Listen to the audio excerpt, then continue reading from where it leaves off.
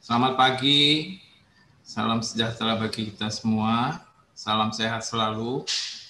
Yang terhormat Bapak Ibu peserta webinar HAKI, hari ini tanggal 20 April 2021, kembali kita bersama mengikuti kegiatan webinar HAKI yang kelima di bulan. Dan untuk kali ini, tema yang akan dibahas tentang desain, construction and loading test of long span cable stayed bridge. Dengan 4 pembicara, yaitu Bapak Dr. FX Supartono, Bapak Dono Nugroho ST, Bapak Insinyur Ahmad Yunali MM, dan Bapak Insinyur Budi Santoso MT. Untuk webinar hari ini akan dipimpin oleh moderator Bapak Derajat Hudayanto. Untuk mempersingkat waktu, kami serahkan sepenuhnya kepada Bapak Derajat. Silakan Bapak. Terima kasih Pak Andreas. Assalamualaikum warahmatullahi wabarakatuh. Anggota yang kami hormati, terutama yang kebetulan berpuasa, sambil kita berpuasa, mari kita mendengarkan uraian dari teman-teman kita ya, yang sudah melaksanakan mulai dari perencanaan sampai dengan pelaksanaan dan pengujian dari pekerjaan jembatan Pulau Balang ya, yang merupakan kabel stay beton yang terpanjang di Indonesia ya. Jadi ini merupakan suatu data yang sangat baik untuk kita cermati apa saja yang perlu kita perhatikan, karena ternyata untuk jembatan-jembatan panjang ini masing-masing itu walaupun sama-sama jembatan cable stay ya, itu karakternya unik karena panjangnya itu tadi ya. Jadi dengan demikian ada banyak hal yang perlu bisa kita pelajari untuk kemudian bisa kita terapkan nanti kalau suatu saat kita harus menghadapi hal yang sama. Termasuk juga nanti bisa kita dengarkan uraian dari Pak Budi mengenai pengujian-pengujian yang memang harus dibuat lebih spesifik begitu interpretasinya untuk bisa mendapatkan informasi sebanyak mungkin mengenai jembatan ini. Nah, dalam kesempatan ini maka kita mendengarkan dahulu uraian dari Pak Supartono ya. Kebetulan beliau yang merencanakan dari awalnya ya, sehingga dengan demikian kita bisa belajar, karena kembali walaupun benar kita tidak bisa melakukan perencanaan dengan baik tanpa adanya software, tapi kalau dari awal tidak direncanakan dengan baik, softwarenya juga tidak akan bisa memberikan suatu kinerja yang optimum ya. Dengan demikian maka apa hal-hal yang perlu kita perhatikan atau yang bisa kita simak atau kita catat dari penyampaian Pak Supartono nanti perlu kita ingat-ingat untuk kemudian kita manfaatkan kemudian. Pak Supartono, kami persilakan Pak, barangkali Bapak bisa mulai dengan memberikan spesifikasi dari jembatan Pulau Balang ini. Silakan Pak. Terima kasih Pak Derajat. Yang saya hormati Pak Derajat sebagai Ketua HAKI sekaligus sebagai moderator pada acara ini. Yang saya hormati rekan-rekan pembicara pada webinar kali ini. Ibu Bapak peserta, selamat pagi, salam sejahtera dan salam sehat buat kita semua. Izin share screen Pak.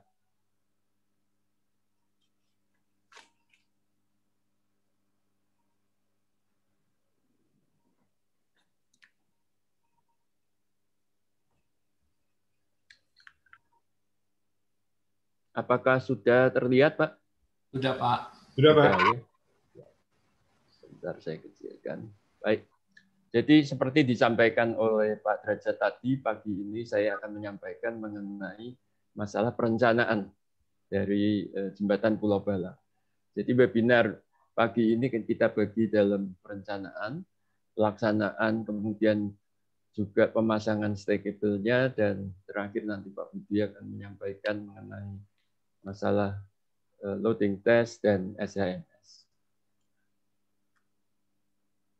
Ibu Bapak sekalian, jembatan Pulau Balang yang tadi disampaikan oleh Pak Derajat sebagai jembatan kabel stay beton dengan bentang terpanjang di Indonesia pada saat ini, itu mempunyai panjang bentang 402 meter. Sebagai jembatan kabel stay yang berbentang panjang, jembatan Pulau Balang ini mempunyai kompleksitas yang cukup tinggi atau bahkan sangat tinggi dengan tipologi yang sangat rumit untuk perilakunya dimengerti dengan baik berdasarkan teori-teori yang ada. Misalnya, saya katakan tipologinya rumit karena komponen-komponennya satu dengan yang lain itu perilakunya berbeda. Misalnya, pylonnya kaku, sedangkan decknya fleksibel. Itu hanya sebagai satu contoh. Oleh sebab itu, desain sebuah jembatan kabel stay berbentang panjang juga memiliki kerumitan dari filosofi desainnya sampai kepada detail desain atau perencanaan detail dari strukturnya. Oleh sebab itu, sangat sulit dalam waktu 1,5 jam ini saya akan membahas total daripada desain. Namun, saya akan berusaha memberikan sari daripada langkah-langkah yang diperlukan dalam perencanaan, yang kemudian bila ada Ibu Bapak yang masih ingin bertanya, silakan bisa melalui email, baik ke Haki maupun ke saya pribadi langsung, dan akan saya jawab melalui email juga. Jadi,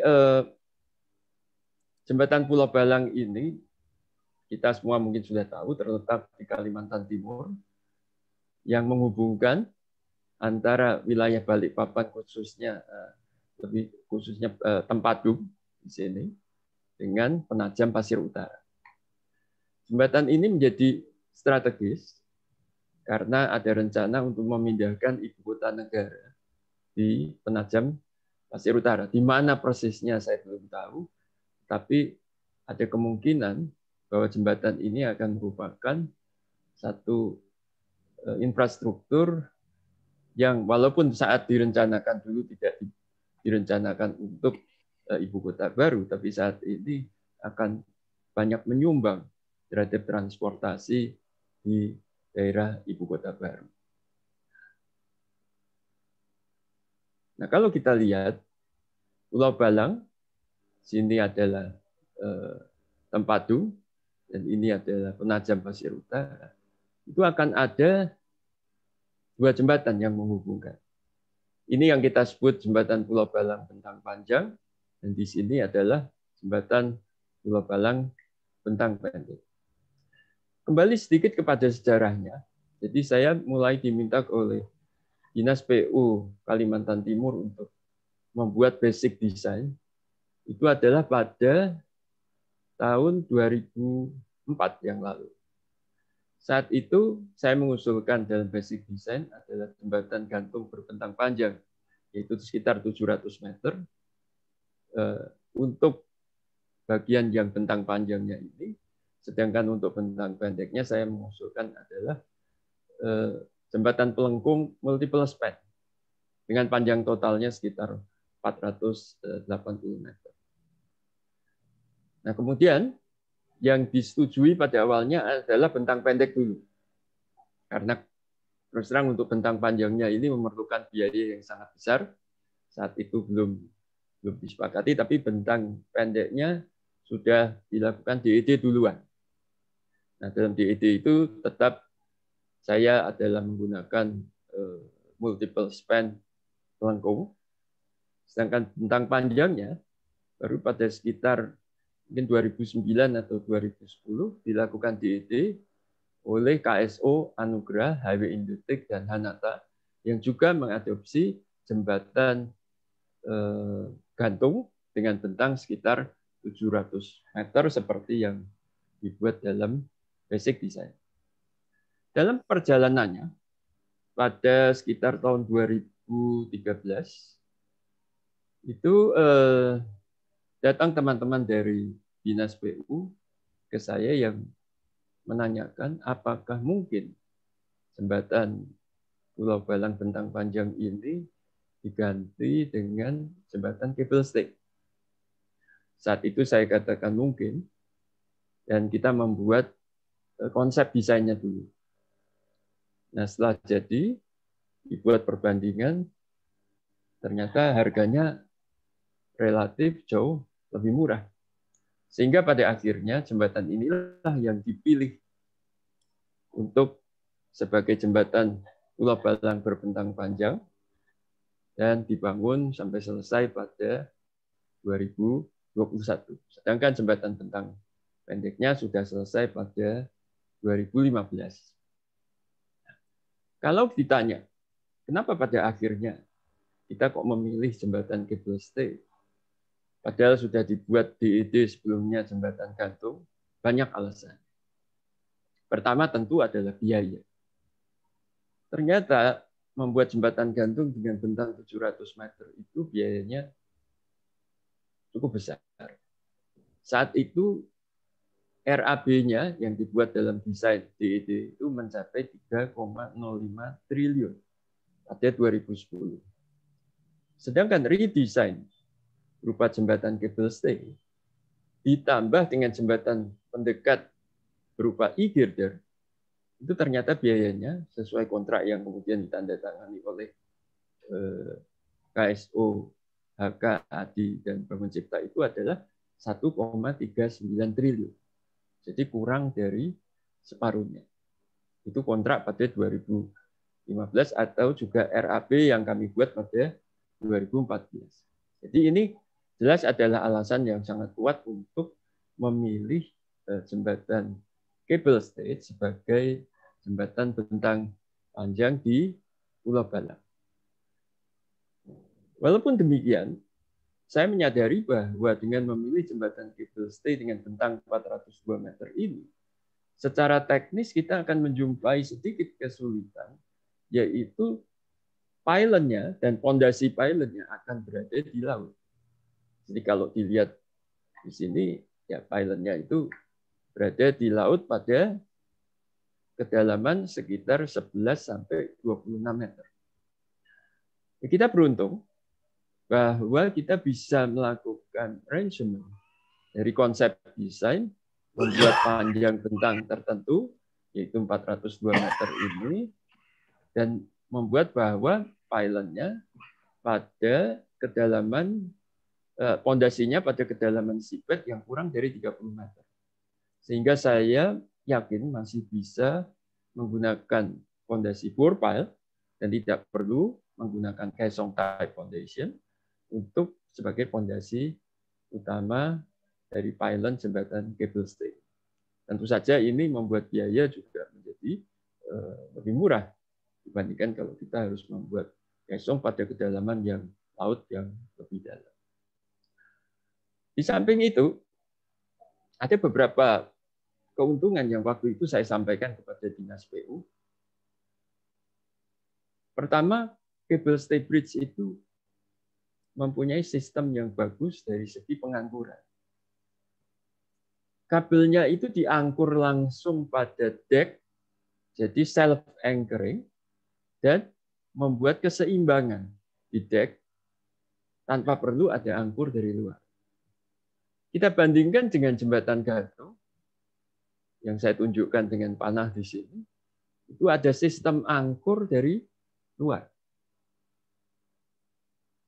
Nah, ini bisa menimbulkan instabilitas bila kondisi tanahnya tidak begitu baik. Seperti yang kita ketahui pada umumnya di Kalimantan Timur itu tanahnya tidak begitu baik. Bukan tidak bisa diatasi, tentu saja bisa diatasi dan harus bisa diatasi kalau kita memang mau membangun jembatan gantung, tapi biayanya tentu menjadi mahal. Nah, dibandingkan dengan jembatan cable stay, tidak ada angkur di luar, angkurnya semua di deck. Selama decknya diperiksa bahwa dia cukup penampangnya dalam menahan tekanan yang diakibatkan oleh sistem angkur yang balance di deck ini, ya jembatan ini menjadi lebih simpel. Itu pertama. Nah, Ini hanya sekedar contoh, saya tunjukkan di sini jembatan Kutai Kartanegara yang kolaps pada tahun 2011. Itu awal mula permasalahannya juga angkurnya itu bergerak. 9 cm horizontal, 5 cm vertikal ke bawah, yang mengakibatkan pylonnya bergerak 13,2 cm ke dalam, dan deknya melendut 61,6 cm hanya dalam tahun pertama sejak dibangun.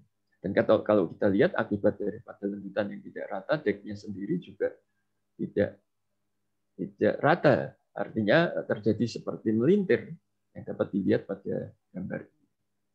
Walaupun pergerakan angkur ini bukan merupakan penyebab langsung runtuhnya jembatan Kutai Kartanegara, tapi ini adalah sebab pertama mengapa pada akhirnya jembatan ini ingin diperbaiki, dan pada saat diperbaiki itulah jembatan ini runtuh. Jadi ini sebagai contoh bahwa bila ada suatu masalah instabilitas pada angkur di jembatan gantung, ini dapat menjadi suatu critical point yang akan menyumbang pada arah daripada tendensi kegagalan jembatan. Hal lain yang bagus pada jembatan cable stay adalah bahwa dia pada umumnya karena menerima pre-stress dari kabel ini sehingga dia tertekan di deknya. Belum lagi ada, kalau beton ada kabel prategang di dalam dek ini, yang ini semua akan menyumbang kekakuan pada deknya. Jadi kalau dibandingkan dengan jembatan gantung yang relatif lebih fleksibel, maka bila ada beban angin aerodinamik, pada umumnya jembatan cable stay akan menahan lebih baik, khususnya jembatan cable stay dari beton, akan menahan angin dengan lebih baik dibandingkan dengan jembatan gantung. Sebab jembatan gantung kalau sudah bentang 400 meter ke atas itu sudah harus dari baja. Ya sulit untuk kalau kita memakai beton. Nah ini juga dibuktikan, nanti saya tunjukkan dalam wind tunnel, bahwa jembatan cable stay dengan penampang beton ini relatif cukup kaku, sehingga akan menahan kemungkinan terjadi flutter akibat beban aerodinamik ini menjadi lebih kecil, kemungkinannya, risikonya lebih kecil. Sedangkan pada jembatan gantung kita sering tentu melihat juga di luar negeri yang banyak membangun jembatan gantung, itu walaupun tidak terjadi flutter pun sering terjadi yang kita sebut vortex induced vibration, dia bergetar, berayun-ayun. Nah itu adalah memang suatu ciri yang bisa terjadi akibat adanya angin aerodinamik yang dengan amplitudo terbatas ini membuat jembatan ini berayun. Nah, itu keuntungan daripada jembatan cable stay dari beton juga. Hal lain yang merupakan keunggulan dari jembatan cable stay adalah maintenance-nya yang lebih mudah, khususnya dari segi stay cable-nya. Dan kalau ingin mengganti stay cable-nya juga lebih mudah karena kita memakai sistem monojack. Walaupun itu isotension, tapi kita memakai sistem monojack, artinya kalau mau diganti ya satu-satu strand-nya diganti bisa. Sedangkan pada suspension bridge, dia pada umumnya adalah menggunakan parallel wire. Nah, kita tahu kalau parallel wire ini ya sulit untuk di-replace. Ya sulit untuk di-replace kecuali satu bendel kabel parallel wire ini mau diganti ya. Tapi itu kan pekerjaan yang sulit sekali karena jembatannya menggantungkan kepada kabel ini. Jadi ini juga hal yang perlu dipertimbangkan dalam memilih suatu tipe jembatan. Oleh sebab itu kita tidak heran bila pada saat ini banyak sekali orang membangun jembatan cable stay, dan jembatan cable stay itu dipilih untuk bentang sampai 1.000 meter, bahkan sedikit melampaui 1.000 meter. Ya, baik itu pada jembatan Stonecutter, Sutong Bridge, Rusky Bridge sampai 1.100 meter ya, karena beberapa keunggulannya tadi. Dan saya sering menghadiri diskusi-diskusi ilmiah para pakar di dunia. Mereka cukup banyak yang sedang melakukan penelitian bagaimana bisa mengekstend lagi bentang dari jembatan cable stay ini misalnya sampai 2000 meter, apakah itu memungkinkan? Semua sedang dipelajari. Walaupun demikian, jembatan cable stay mempunyai keterbatasan-keterbatasan. Misalnya, pylonnya pada umumnya sangat tinggi. Jadi kalau misalnya di daerah airport begitu ya tidak bisa membuat jembatan cable stay berbentang panjang yang pylonnya tinggi karena bisa mengganggu penerbangan. Dan panjang bentangnya terbatas. Saat ini panjang bentang ekonomisnya itu masih dibatasi sampai 1000 meter. Sedangkan suspension bridge, pylonnya adalah lebih rendah, dan span length-nya saat ini sudah bisa di-extend sampai lebih dari 3000 meter. Seperti yang saat ini didesain untuk jembatan Selat Messina. Nah, kembali lagi ke masalah harga. Tadi kita bisa harganya antara jembatan gantung dengan jembatan cable stay di Pulau Balang itu kok perbedaannya bisa separuhnya begitu. Itu karena bentang. Tapi kalau kita membuat bentang yang hampir sama mendekati 800 meter. Saat ini kami sedang mendesain jembatan Buton Muna yang bentangnya hampir 800 meter, 762. Nah, ini dalam studi kami antara jembatan cable stay dan jembatan gantung, harganya sudah tidak beda jauh lagi. Dan melihat pylonnya yang lebih tinggi, saya lebih mengusulkan untuk membuat jembatan gantung dibandingkan jembatan cable stay. Apalagi kita tahu daerah Buton Muna itu adalah daerah gempa dekat dengan sesar, jadi pylon yang tinggi ini mempunyai risiko tersendiri, dan saya lebih prefer untuk menggunakan jembatan gantung. Jadi jembatan gantung ini yang saya kira pada akhirnya akan kita lanjutkan perencanaan. Jadi dengan mempertimbangkan berbagai aspek tadi, pada akhirnya jembatan cable stay yang dipilih sebagai tipe jembatan untuk Balang bentang panjang. Ibu Bapak sekalian, setelah jembatan Balang ini jadi, kalau kita membandingkan sedikit dengan jembatan-jembatan yang ada di dunia, ya jembatan cable stay beton, ya jembatan cable stay beton, rupanya dari segi panjangnya ini jembatan Pulau Balang ini merupakan yang keempat terpanjang di dunia. Kalau dari segi bentangnya, dia adalah ke-8 terpanjang di dunia. Yang tadi saya katakan, kalau jembatan cable stay dari beton ini ya terbatas ya daripada panjangnya. Kalau lebih dari 450 meter saja bentangnya sudah berat. Tentu saja ada saja orang yang ingin membuat lebih seperti Skansen Bridge dan Atlantic Bridge di Panama, ini di Norway. Itu tentu ingin membuat rekor dunia, bisa saja. Jadi ekonomisnya mungkin sedikit tidak terlalu menjadi pertimbangan nomor 1, bisa. Tapi pada umumnya memang lebih dari 450 meter itu sudah berat menggunakan beton untuk jembatan cable stay. Baik, Ibu Bapak sekalian, kita masuk sekarang kepada desain kriteria. Nah, sebuah jembatan itu banyak desain kriterianya yang harus dipenuhi. Yang nomor 1 tentu saja adalah safety dan stability.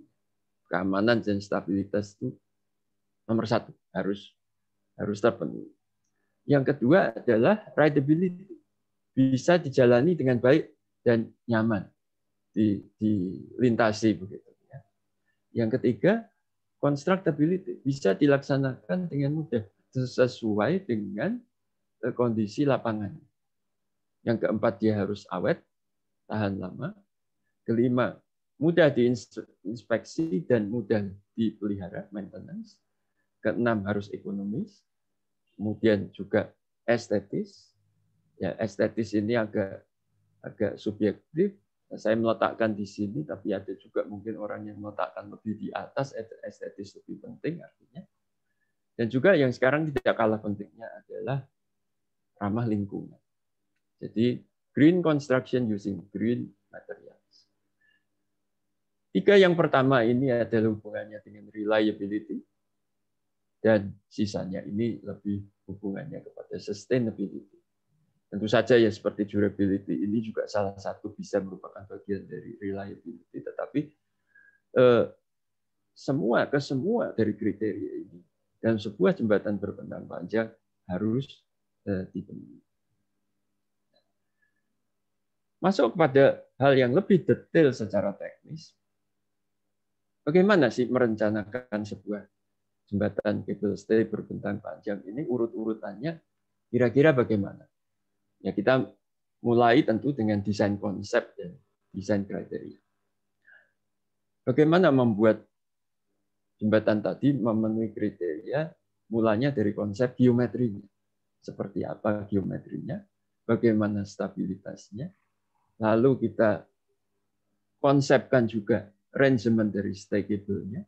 Apakah kita ingin menggunakan stay cable tipe paralel atau tipe kipas, spesifikasi kabelnya bagaimana, penampang daripada pylon dan deck-nya seperti apa, apakah deck-nya menggunakan box girder atau open girder saja. Nah, ini konsep harus dikonsepkan dulu dengan baik. Yang kedua, hal yang sangat penting dan langkah yang menentukan dalam perencanaan jembatan cable stay adalah menentukan cable force-nya. Gaya kabelnya ini harus bisa dihitung, khususnya terhadap dead load dan superimposed dead load. Jadi kabelnya ini harus terjadi keseimbangan terhadap dead load dan superimposed dead load, sehingga muncul suatu kondisi yang kita sebut zero deflection state. Jadi dia seimbang di sana. Kemudian setelah kita bisa menghitung gaya kabelnya, maka kita akan melakukan stress check pada kabel. Pada kondisi zero deflection itu.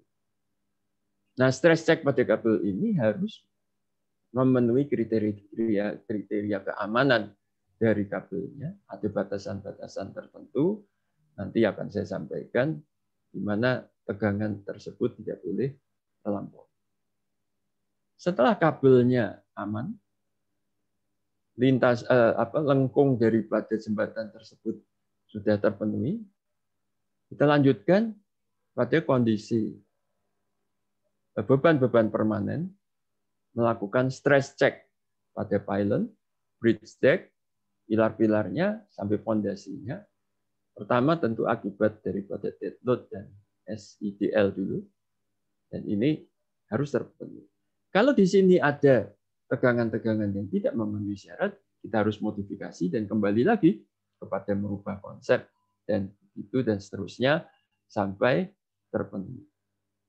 Langkah selanjutnya, setelah kondisi daripada iterasi pertama mengenai gaya kabel tadi terpenuhi, kita perlu melakukan construction stage analysis sampai final CS.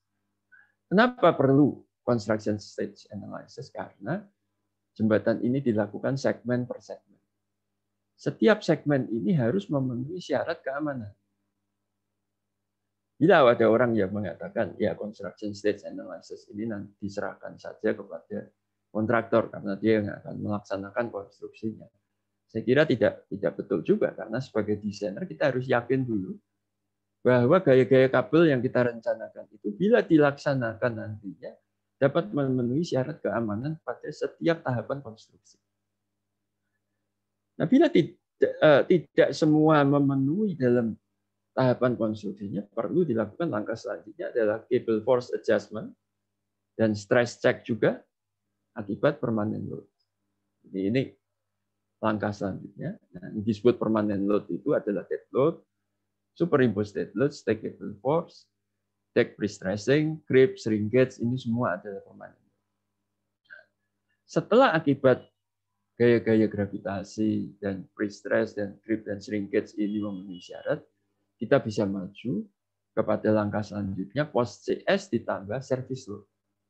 Service load itu terutama adalah live load, beban kendaraan lalu lintas, kemudian adalah beban-beban misalnya suhu, beban rem, beban dari tekanan air yang Ini di laut tentu ya. Jadi ada current, water current pressure, dan beban-beban lain.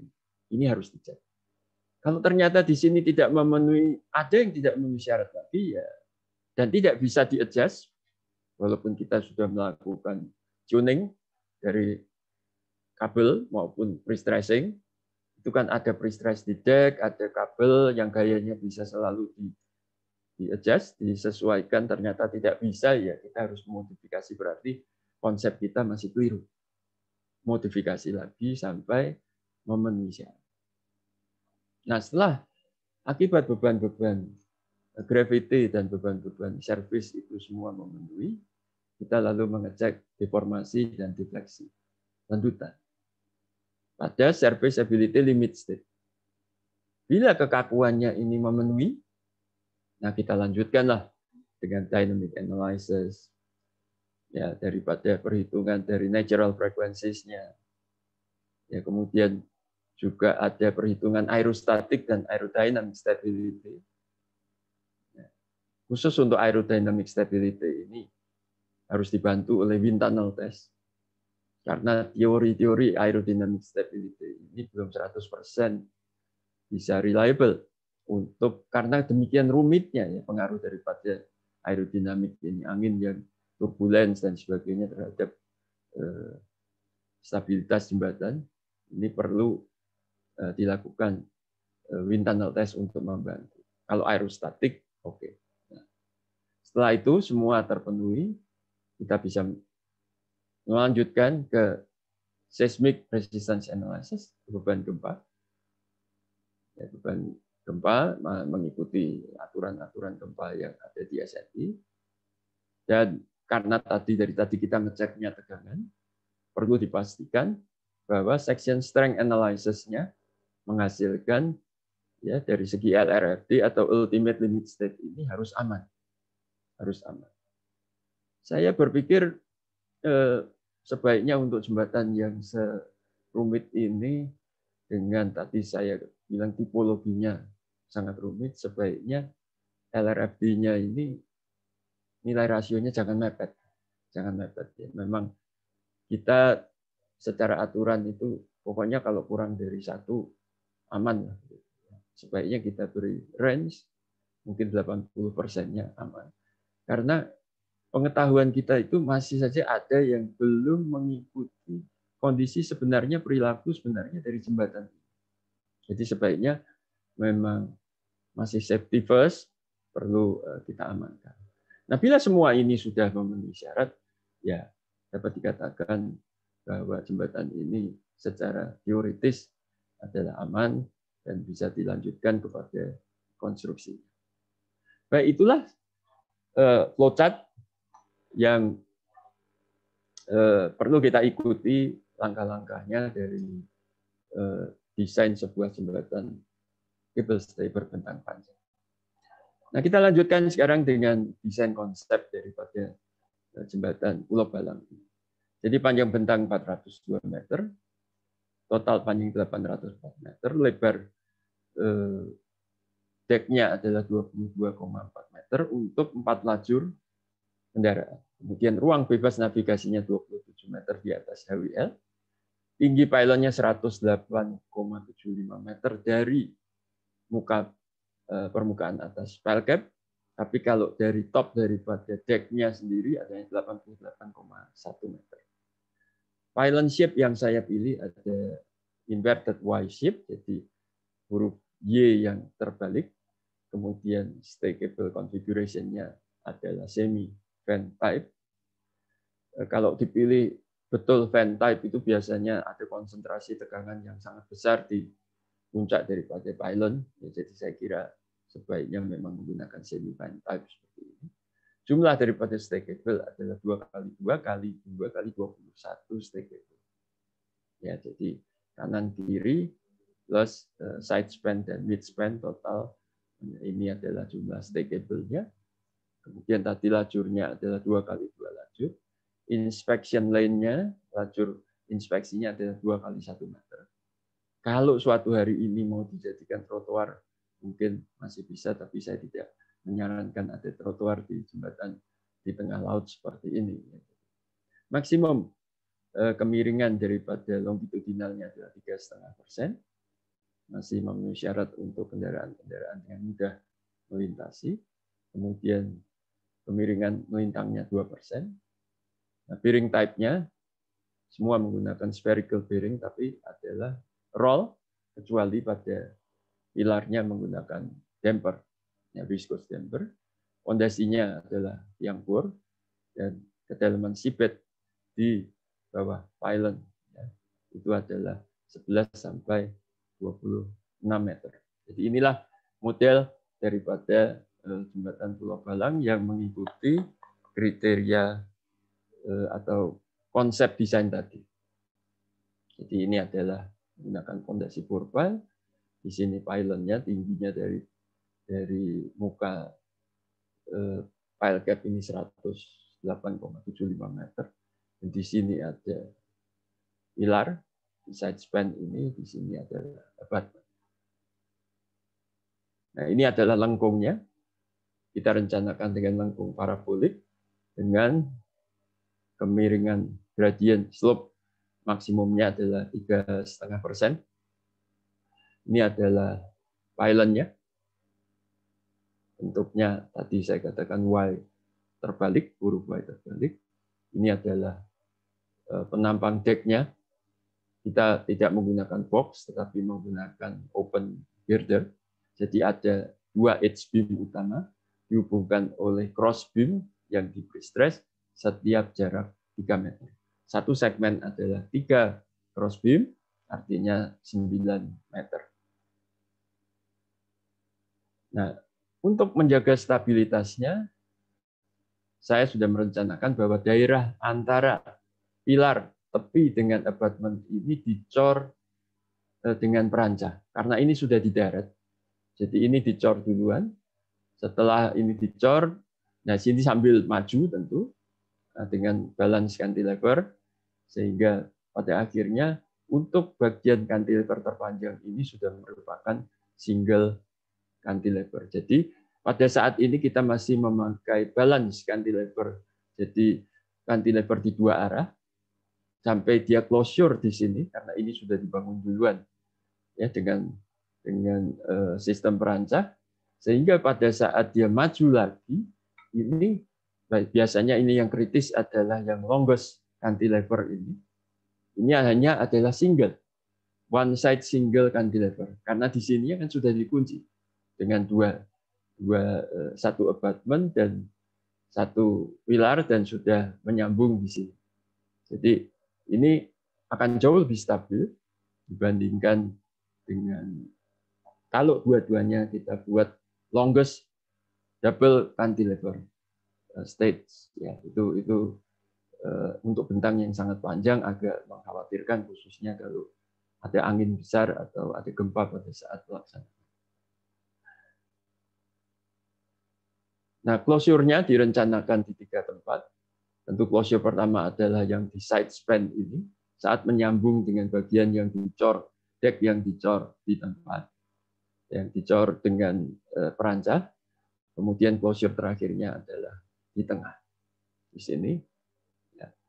Untuk daerah di pylon, untuk menahan gaya-gaya tarik kabel yang sangat besar, ini saya menggunakan sistem radial pre-stressing.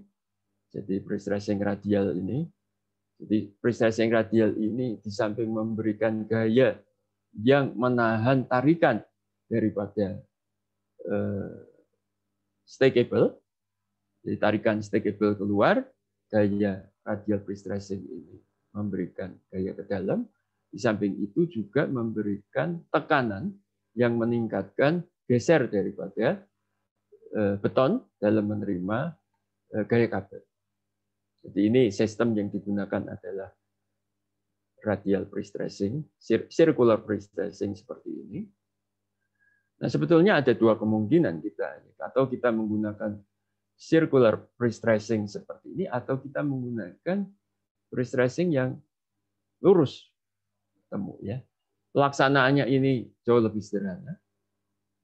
kalau di sini kemungkinan kehilangan loss of pre-stress juga besar ya, karena ini kan lengkung yang radiusnya kecil. Jadi kalau radiusnya kecil, kehilangan pre-stress juga besar. Tapi kalau sudah diperhitungkan dengan baik, tentu ini tidak masalah ya. Nah, problemnya kalau kita buat dengan sistem yang saling bersilangan begini, itu konsentrasi tegangan di sini menjadi besar. Dan seringkali melewati batas daripada izin tegangan pada beton di sini. Oleh sebab itu saya prefer masih menggunakan. Namun demikian dalam pelaksanaannya, sebenarnya saya menginginkan bahwa di sini ini sudah dipasangi oleh SHMS, yaitu yang mengukur berapa sih tegangan beton akibat daripada pre-stress. Apakah pre-stress-nya betul-betul efektif?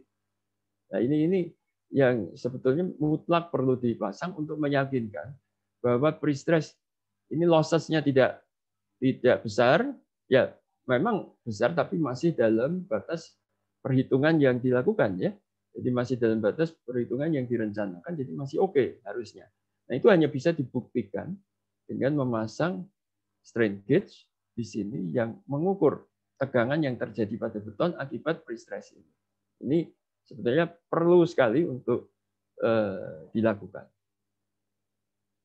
Nah, materialnya sendiri kita menggunakan 45 MPa dengan mempertimbangkan bahwa ini di daerah Kalimantan, jadi saya tidak menggunakan beton yang terlalu tinggi, 45 MPa untuk struktur atas semua, lalu 35 MPa untuk struktur bawah termasuk kurva. Kalau tulangan mutunya biasa, yaitu BJTT 40, saat itu masih disebut BJTT 40, untuk diameter di atas 10 mili, dan BJTP 24 untuk diameter lebih kecil dari 10 mili. Modulus elastisitas beton, baja semua bisa dihitung, Poisson rasionya. Nah, ini juga ada di peraturan, sudah saya tidak akan mendiskusikan lagi lebih panjang. Jadi tegangan-tegangan izin beton pada saat transfer prategang maupun pada saat servis itu di batasannya boleh 0,60 dari FCI aksen. Ya, FCI aksen ini kita asumsikan 0,8 dari FC prime, dan pada saat servis tidak melampaui dari 0,45 FC prime. Jadi kalau 45 MPa ya tekannya tidak boleh melampaui 20,25, tariknya tidak melampaui 3,35 MPa. Pre-stressing strand-nya adalah pre-stress biasa, hanya menggunakan diameter 15,2 mili. Ini adalah tegangan putusnya itu sama seperti pre-stress yang lain, 1860 MPa. Dan tarik maksimum stress pada saat transfer adalah direncanakan 0,725 dari RPU, dan efektif stressnya tidak melampaui 0,6 RPU. Ya, ini friction dan wobble koefisien yang digunakan saat mendesain adalah mu 0,22 dan K 0,031 per meter linear. Nah, untuk stackable sendiri spesifikasinya, kabelnya sendiri menggunakan isotension parallel strand. Ya, tadi saya katakan parallel strand mempunyai keuntungan kalau mau mengganti lebih mudah, pelaksanaannya juga ditariknya satu persatu, hanya syaratnya harus isotension. Semua strand di dalam satu kabel harus mempunyai tegangan yang sama. Jadi harus dipasangin transducer di sana, dipasangin strain gauge untuk mengukur bahwa semua strand yang ditarik dalam satu kabel itu mempunyai tegangan yang sama. Proteksi internalnya adalah internal dari strand itu sendiri adalah galvanized atau epoxy coated. Tapi kalau epoxy coated ini coatednya harus pada setiap wire, tidak boleh pada strand yang sudah jadi. Ya. Kemudian external protection-nya adalah HDPE yang diisi dengan grease, dengan gemuk. Anchorage protection-nya adalah anti-corrosion cap yang diisi dengan wax. Cable damping sistemnya sudah menggunakan internal damper. Dan maksimum allowable stress-nya kita batasi di 0,45 FPU. Kalau lebih tinggi lagi dikhawatirkan fatigue akan mudah mengurangi kekuatan daripada bajanya. Sebenarnya batas fatigue ini kita ketahui secara teoritis ada 0,4 FPU. Tapi sampai 0,45 fatigue pengaruhnya efeknya adalah kecil sehingga secara peraturan masih dapat diizinkan. Jadi kalau kita lihat ini adalah sistem daripada angkurnya, kita bisa ya waktu merencanakan adalah kita rencanakan angkur hidupnya itu ada di pylon, angkur matinya ada di deck. Ya, jadi di sini adjustable, jadi nariknya itu adalah dari pylon. Di pylonnya cukup besar, sudah direncanakan ada tangga, ada platform, bisa ditarik. Sedangkan di ujung daripada guide pipe ini ada internal damper yang untuk mengurangi, meredam getaran daripada kabel akibat angin. Namun dalam pelaksanaannya, setahu saya ini dirubah menjadi dua-dua adjustable, dua-dua angkur hidup, dan ditariknya dari bawah. Tapi nanti mungkin Pak Dono dan Pak Yunardi bisa menjelaskan lebih baik dari saya. Jadi ini ditarik dari bawah, mungkin karena menggunakan underslang traveler ini lebih memudahkan sekaligus menarik dari sini. Ya. Nah, kalau memang kabelnya suatu hari kita merencanakan jembatan kabel stay berbentang panjang yang sangat panjang dengan kabel melebihi 250 meter, maka external damper perlu dipasang. External damper, tapi untuk jembatan Pulau Balang ini saya hanya menggunakan internal damper saja, saya rasa sudah cukup. Sedangkan untuk anti corrosion cap-nya ini, ya, jadi di angkur ini perlu dipasang anti corrosion cap yang diisi dengan wax.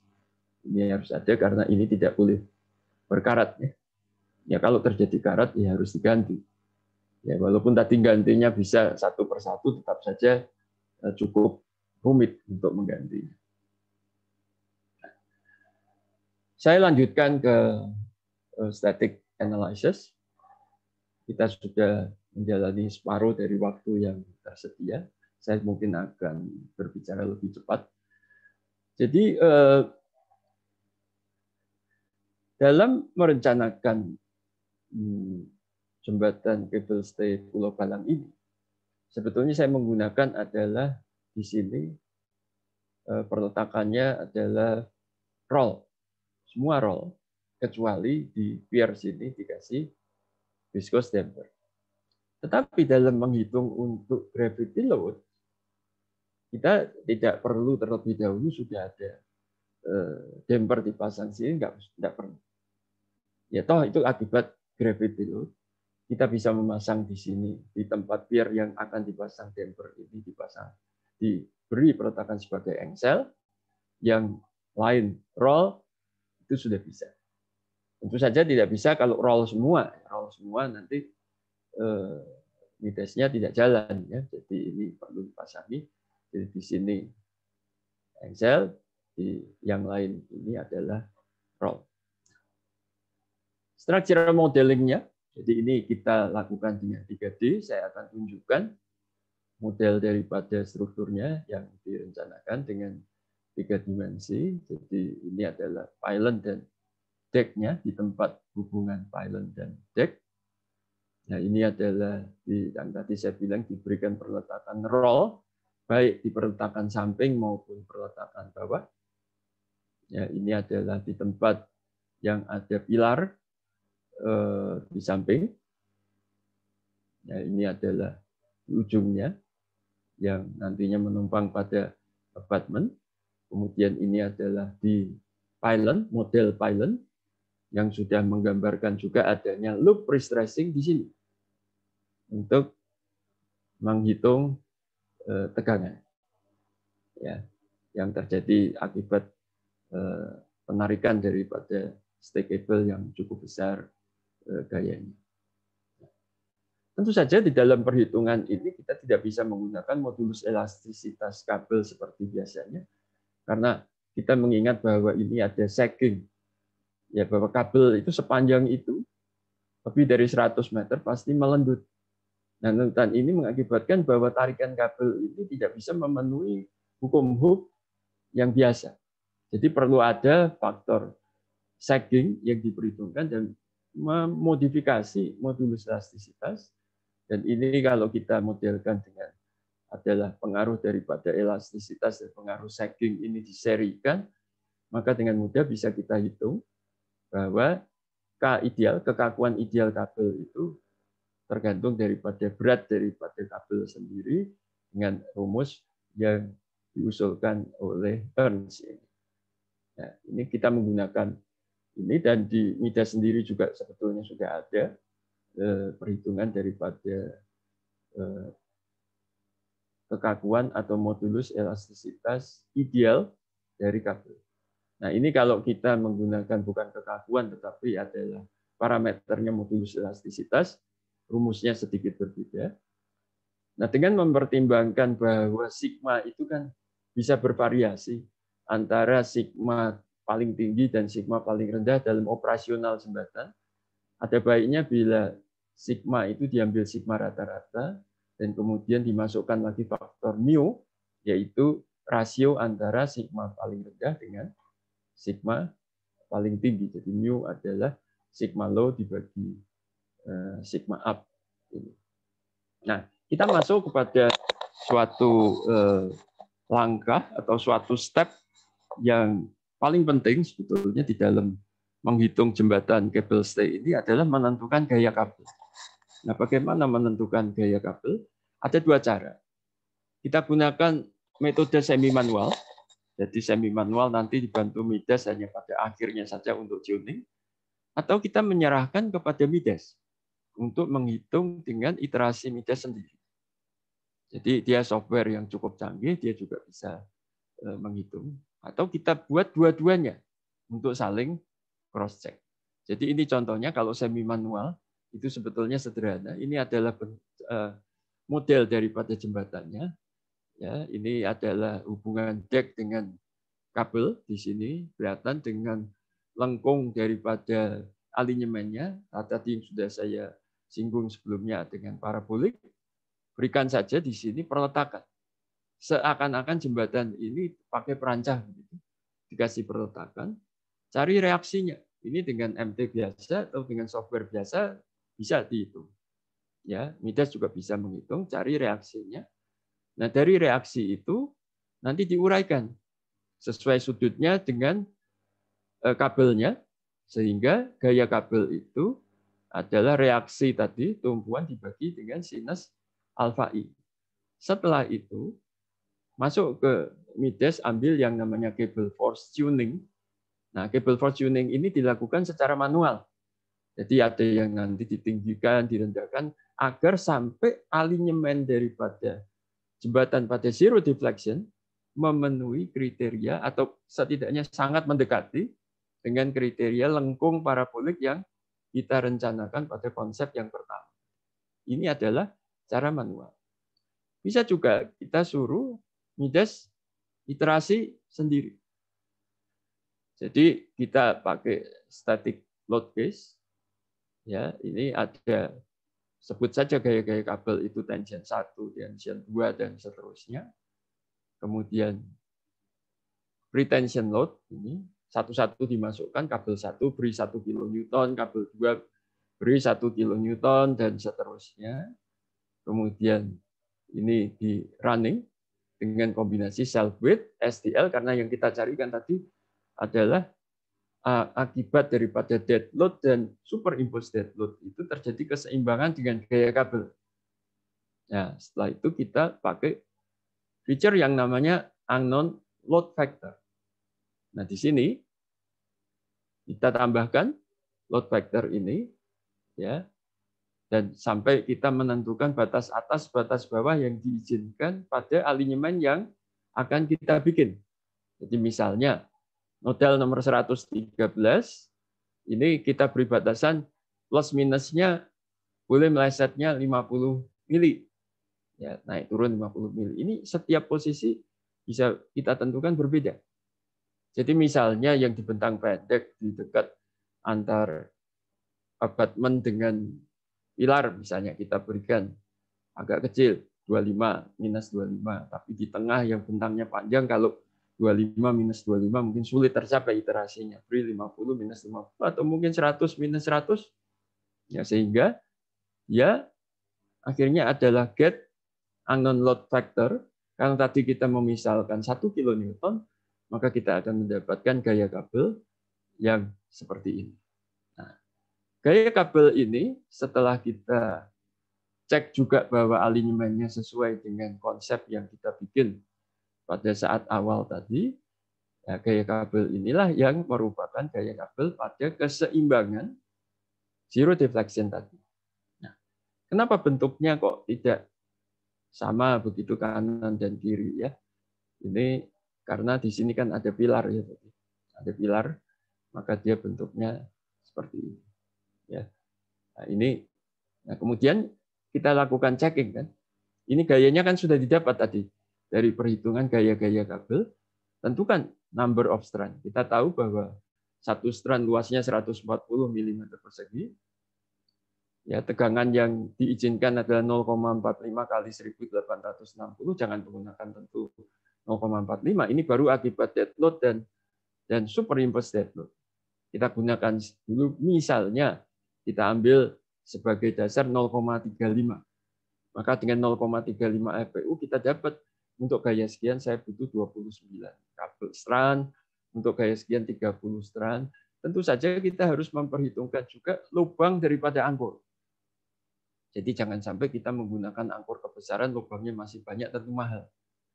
Ya usahakan bahwa jumlah strand itu ya paslah dengan jumlah lubang angkor yang tersedia di pasaran. Ya kita nggak bisa bikin sendiri pesan dengan 31 lubang, 35 lubang, nggak bisa. Dia ada jenjangnya sendiri. Tapi nggak apa-apa, kita ini dideskripsikan seperti ini. Kemudian juga pada kabel tengah, tadi itu kabel tepi, kabel tengah sudah dapat gayanya, hitung jumlah strandnya, ya, lalu cek tegangannya. Nah, setelah dicek tegangan, rupanya rasionya tidak ada yang melampaui 0,35. Sementara oke. Sementara saya katakan, karena nanti perlu dicek tegangan-tegangan pada keseluruhan. Ini baru tegangan kabel. Tegangan pada deck semua, apakah itu oke. Begitu ya. Jadi ini untuk bentang tengah juga tegangannya semua masuk 0,35 sesuai dengan. Jadi kita yang menentukan sebenarnya 0,35 ini tadi ya. Jadi jangan ketinggian, tentu kalau menentukannya ketinggian nanti tidak ada lagi reserve untuk beban hidup ya. Jadi ini kan baru akibat beban mati dan SIDL ya. Nah, setelah tadi kita menentukan gaya kabel dengan iterasi pertama pada kondisi jembatan kita anggap ada tumpuannya semuanya di tempat kabel. Pada kenyataannya kan tidak demikian. Pada kenyataannya jembatan ini dilakukan segmen per segmen. Jadi ini perlu kita lakukan pemodelan construction stage analysis. Jadi kenyataannya di lapangan kan dilaksanakan begini. Ini segmen, satu segmen maju, kabelnya ditarik sampai ketemu dengan bagian deck yang sudah dicor duluan ini, closure, tengah maju lagi, dan seterusnya. Itu perlu diikuti. Perlu diikuti. Ya, khususnya dari sistem closure yang sudah direncanakan. Ini closure pertama di side closure, closure terakhir ada di middle closure. Ini harus diikuti untuk construction stage analysis. Jadi kita membuat di model Midas suatu langkah, cukup banyak langkahnya untuk menggambarkan pelaksanaan di lapangan serealistis mungkin. Jadi kalau modelnya ini kira-kira adalah demikian. Jadi ini sudah sesuai langkahnya tadi. Travelernya maju dulu, kemudian diangkur dulu ke traveler, kabelnya dicor. Nah ini sudah nyambung dengan sidespan yang di belakang yang dicor di tempat, ini maju, single cantilever sampai closure. Jadi ini pemodelannya harus serealistis mungkin seperti yang dilaksanakan di lapangan oleh kontraktor.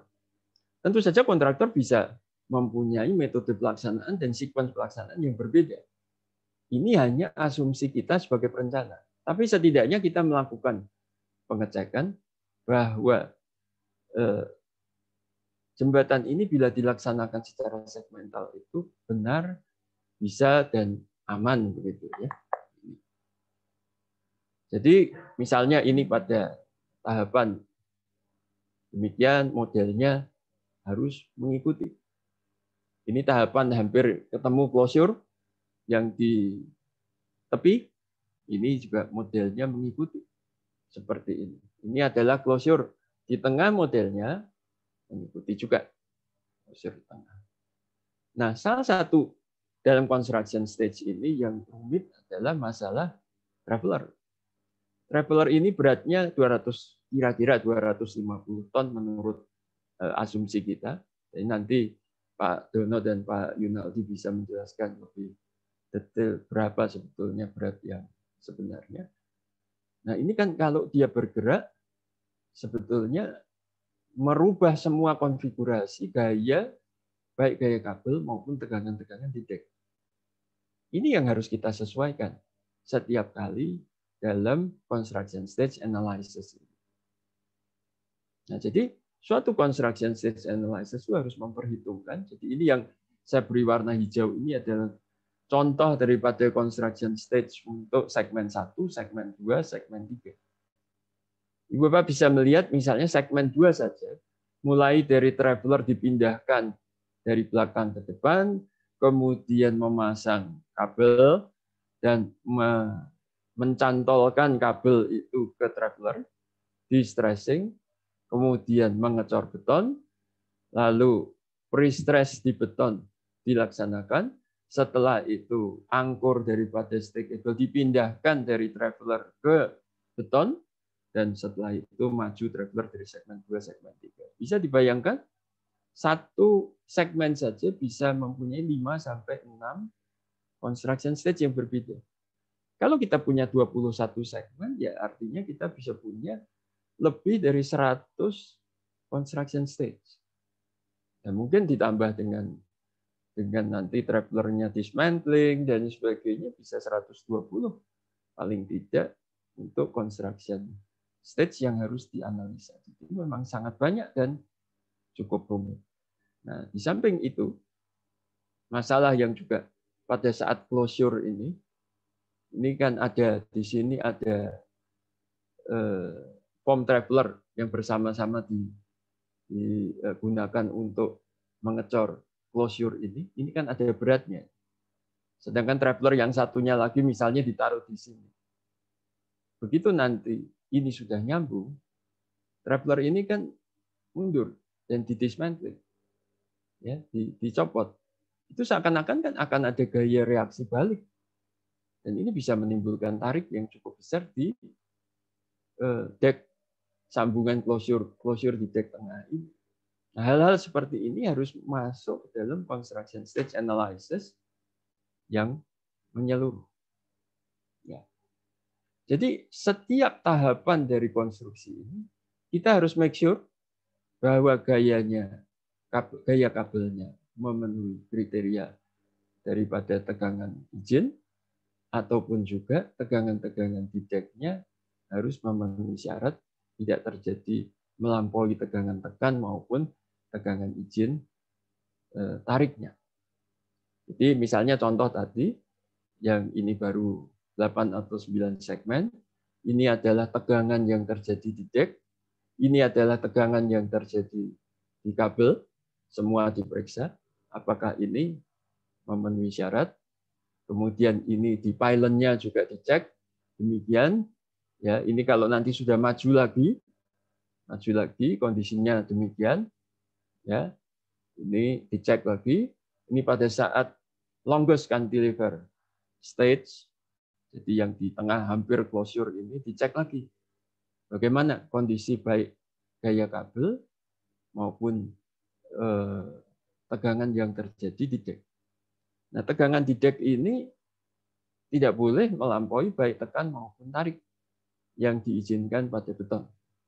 Ya, karena kita menginginkan kinerja atau perilaku daripada deck ini masih harus elastis. Oleh sebab itu tegangannya harus dibatasi. Nah, kalau Ibu Bapak perhatikan dengan yang tadi kita lihat dari gaya-gaya kabel ini tidak sama. Oleh sebab itu gaya kabel ini harus dilakukan lagi adjustment dan tuning untuk mencapai dari gaya-gaya yang tadi sudah kita tentukan pada zero deflection yang pertama. Ini pada pylon-nya dan ini final CS. Construction stage terakhirnya setelah dilakukan tuning seperti ini. Nah, Ibu Bapak bisa melihat bahwa gayanya sudah tidak berbeda jauh dengan iterasi pertama tadi. Nah, setelah dilakukan adjustment, ya perbedaannya sedikit.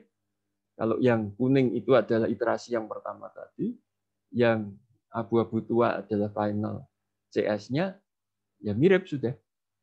Ya perbedaan sedikit pasti terjadi, tidak mungkin kita semua bikin sama.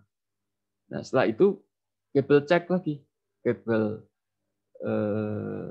tension check-nya. Ya, ini gaya-gayanya kan sudah berubah. Kita cek lagi semuanya. Lalu stress ratio-nya tidak ada yang melampaui. Cuman stress ratio-nya sudah lebih tinggi sedikit daripada yang tadi. Yang pertama tadi kan semua 0,35 ya. Karena ini ya sudah final CS ya. Ini dicek. Nah, jadi akibat permanen load yang tadi saya katakan termasuk grip shrinkage dan sebagainya itu tegangan-tegangannya harus dicek semua pada deck maupun pada pylon. Jadi ini ada pre-stress pada H-beam-nya, balok maupun pada deck-nya, ya pada balok maupun pada deck. Jadi ini harus diperhitungkan dalam menghitung tegangan pada setiap segmen tadi, pada setiap construction stage tadi. Nah, di sini arrangement daripada kabel di H-beam-nya, ya tentu kita tidak bisa memasang kabel sekaligus panjang ini, harus ada coupler. Jadi ada coupler yang di sini, ada coupler untuk kabel B2, B1 sampai B4 di sini, kemudian coupler di sini lagi ya, setiap segmen maju itu ada couplernya di sini, lalu itu diperhitungkan. Kemudian pre-stress di cross beam juga harus diperhitungkan. Ini. Kemudian grip 1000 hari dan 10.000 hari, 1000 hari 3 tahun dan 30 tahun ini harus diperhitungkan. Shrinkage juga harus diperhitungkan. Ya, kita menggunakan untuk mutu asumsi mutu beton 45 MPa dan kelembabannya 70%.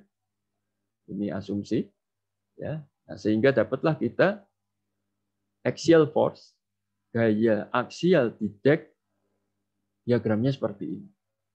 Nah, ini apapun yang dikeluarkan oleh Mides, kita sebagai engineer harus melakukan engineering judgment. Nah, ini sudah benar mestinya karena gaya-gaya pre-stress-nya sendiri maupun gaya pre-stress yang diakibatkan oleh komponen horizontal dari kabel itu numpuknya kan memang di tengah. Jadi axial force-nya, gaya normalnya memang di tengah lebih besar. Nah, ini. Kemudian ini adalah gaya geser, momen luntur di kolom di pylon juga demikian, baik pylon arah longitudinal maupun yang kanan ini adalah pylon arah lateral. Ya, ini diberikan sehingga dapatlah kita stresnya. Nah, kalau Ibu Bapak lihat stresnya di sini, tekanan paling besar adalah 16,58. Masih lebih kecil daripada tekanan izinnya. Tarik tidak ada. Tekan minimumnya adalah 0,23, hampir 0 gitu. Kemudian ini adalah kalau kita gunakan finite element khusus di tempat closure di tengah, principal stress-nya adalah hanya 1 sampai 2 MPa tarik. Tekannya sekitar maksimumnya 7 MPa, jadi masih memenuhi syarat juga. Jadi ini khusus menggunakan finite element dengan program ANSYS. Jadi Dan kita lakukan juga dengan Midas FEA juga untuk analisisnya. Nah, kemudian di kolom, stres yang terjadi di kolom, pertama kita cek stres akibat axial only. Nah, tentu karena ada masalah tekuk flexural di sini, ini tegangan yang terjadi akibat axial only juga harus dibatasi. Tidak boleh lebih dari 50% dari tegangan izin tekan 0,45, jadi kalau 0,45 separuhnya 0,225 dari FC prime itu kira-kira 10 MPa. Jadi ini kita cek masih aman dari 10 MPa, axial saja. Yang di tengah sini 7,5 MPa juga masih aman tekannya. Kemudian akibat daripada kombinasi lentur dan aksial, kita lihat terbesarnya adalah min 11 dan tariknya 0. Di sini juga tariknya hampir 0, tekannya minus 7 karena sisi pylon berbeda-beda kan, ada 4 sisi, jadi aksialnya juga beda-beda. Jadi di sini terbesarnya min 12, min 8. Ya, pylon ini merupakan komponen yang kritis, jadi harus sangat diperhatikan. Ya, kita masih punya waktu 20 menit lagi. Ini setelah tadi bahwa semuanya aman untuk akibat daripada dead load dan superimpose dead load serta beban-beban permanen lainnya, sekarang kita harus ngecek akibat service load, khususnya akibat daripada live load. Nah, service load itu ada terdiri dari semua beban mati permanen sampai kepada ada beban hidup kendaraan, beban rem, beban suhu, beban arus, dan lain-lain, beban servis, ya, beban layan. Nah, untuk beban hidup, Midas mempunyai suatu fitur yang kita sebut moving load. Sebaiknya fitur ini kita gunakan agar Midas bisa meletakkan beban di tempat yang dia anggap maksimum pengaruhnya baik terhadap lentur maupun terhadap geser. Namun demikian, saya tetap menyarankan bahwa secara manual kita tetap memasukkan juga beban-beban hidup sesuai dengan pengetahuan kita. Berikan di bentang-bentang yang dapat memberikan efek maksimum, baik itu di bentang tengah dan bentang tepi untuk memberikan efek tumpuan maksimum, maupun bentang tengah di antara pilar dan pylon kita bebani, dan load is yang lain. Jadi kita mengandalkan juga kepada fitur otomatis dari software, tetapi kita juga melakukan perhitungan berdasarkan pengetahuan kita secara manual. Nah, inilah gaya kabel maksimum dan minimum terhadap gaya kabel at zero deflection tadi, ya ini, dan setelah dicek tegangannya, ini adalah tegangan minimumnya. Ini semua di bawah 0,37 dan ini adalah tegangan maksimumnya, persis maksimumnya adalah 0,45. Jadi jangan melampaui 0,45. Jadi persis maksimumnya 0,45. Jadi dengan demikian gaya kabelnya aman akibat service load, dan bagaimana dengan deck-nya dan pylon-nya kita cek juga. Ini axial force-nya, geser, lentur, dan di pylon, ya, di pylon, kemudian stres. Nah, kalau kita lihat stresnya akibat service load ini sudah mendekati batas min 19,83, 20 lah. Izin kita adalah 20,25. Ya. Tariknya 2,8. Izin tarik adalah 3,35. Jadi masih aman, ya. Kemudian di pylon juga demikian. Di sini maksimum tekan 17,73, tarik 1,2. Nah, ada tarik 3,74. Ini kan melampaui daripada 3,35. Ya tidak apa-apa karena ada tulangan di sini. Nanti kita cek ultimate-nya. Ya, ultimate-nya dengan diagram interaksi antara aksial dan momen itu harus menunjukkan juga aman. Ya, memang ada tulangan kecuali kalau pylon ini tidak ada tulangan kan juga tidak mungkin kan ya. Jadi ini tegangan tarik melampaui is okay di pylon. Tapi di deck kita tidak mengakibatkan, tidak menginginkan ada retak di deck. Karena deck kita harapkan masih berperilaku elastis. Ya. Jadi kemudian kita akan melakukan cek, ini daerah kritis juga, tadi yang saya katakan, diberikan pre-stress, kemudian ditarik oleh stay cable. Nah ini tidak bisa menggunakan midas sipil, tidak bisa, kita harus menggunakan midas FEA ataupun ANSYS. Jadi kalau ini saya ambil contoh dengan menggunakan ANSYS, ya ini dibagi dengan elemen kecil-kecil, dan inilah tegangan akibat adanya tarikan kabel di angkurnya. Ya, ini ada kabel di angkur di sini, dan ternyata tegangan principal stress-nya tarik hanya 2-3 MPa, dan principal compressive stress-nya masih lebih kecil dari 10 MPa. Jadi aman juga. Ini penting sekali. Jangan sampai jebol bukan di deck-nya, tetapi kabelnya jebol di pylon-nya, ya, pylon-nya. Jadi ketebalan pylon, dinding pylon perlu dipertimbangkan dengan baik. Di samping faktor ekonomis, juga faktor berat, kan.